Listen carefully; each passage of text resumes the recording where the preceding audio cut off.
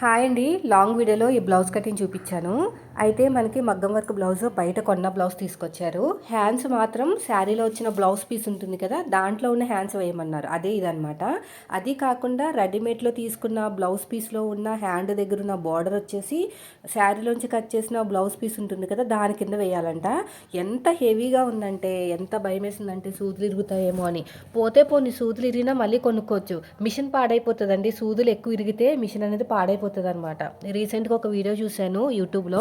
Machine సూది ఇరిగి మధ్యలో ఇరుక్కుపోయిందంట. చాలా తిప్పలు పడిందంట పాపము. అది కూడా జాక్ మిషన్ మీద. చాలా ఖర్చు అయిపోతుందని భయపడ్డాను. చూసుకుని మీరు కూడా చేసుకోండి. ఒక్క సూది ఇరిగిన అది మధ్యలో ఇరుక్కుపోయిందంటే మొత్తం పాడైపోతుంది మిషన్ అన్నారు. నాకు ఇది కుట్టినప్పుడు ఎంత భయం వేసిందో, మిషన్ ఏమన్నా అవుతుందా ఏంటి అనేది. పైగా ఇది రెడీమేడ్లో తీసుకున్న బ్లౌజ్ కాబట్టి నన్ను మామూలుగా చూపించలేదు నాకు చుక్కలు అయితేని. అంతా కూడా కరెక్ట్గా ఉండదు కదండి. బాడీతో మనం సమానంగా కట్ చేయాలి. మనం కొలత ఇస్తే వాళ్ళు మార్కింగ్ వేసుకుని వాళ్ళు డిజైన్ చేసి ఇస్తారు, అది వేరు.